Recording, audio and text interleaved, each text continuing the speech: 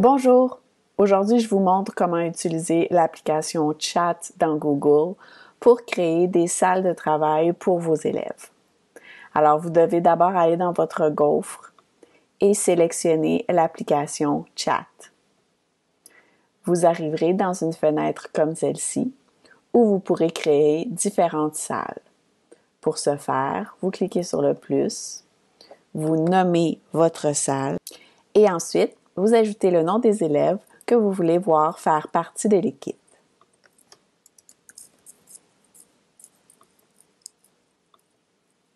Ces derniers pourront recevoir une notification par courriel ou pas si vous décochez la petite boîte. On crée la salle et la voici qui se retrouve juste ici au-dessus de la salle précédente que j'avais déjà créée. Dans cette équipe, j'ai donc le nom des personnes qui en font partie.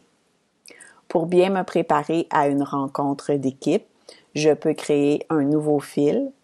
À l'intérieur de celui-ci, écrire mon message.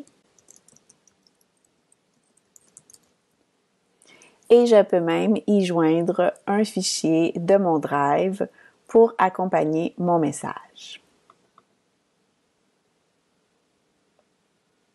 Je clique sur la petite flèche bleue pour partager mon message à l'équipe.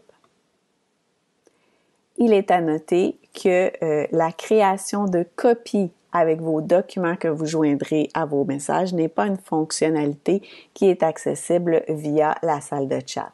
Vous devez donc vous assurer d'avoir un document par équipe et, si vous voulez que les élèves collaborent, le placer en mode de modification.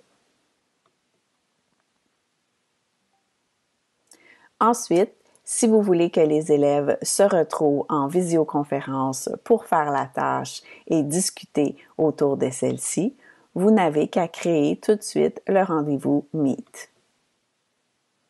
À l'envoyer. La rencontre est donc maintenant créée pour l'équipe 2 qui se rencontrera aujourd'hui pour discuter du chapitre 4. Si je passe en mode élève, je vois donc que mon enseignante a mis la tâche. Je peux accéder au document.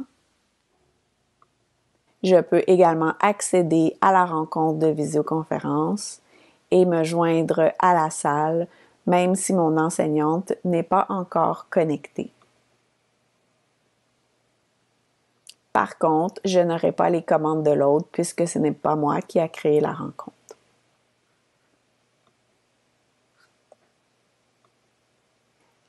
Ce qui est intéressant avec cette façon de fonctionner, c'est qu'on pourrait aussi demander aux élèves de laisser des traces écrites en ajoutant de nouveaux fils de discussion et en répondant à ceux-ci entre eux.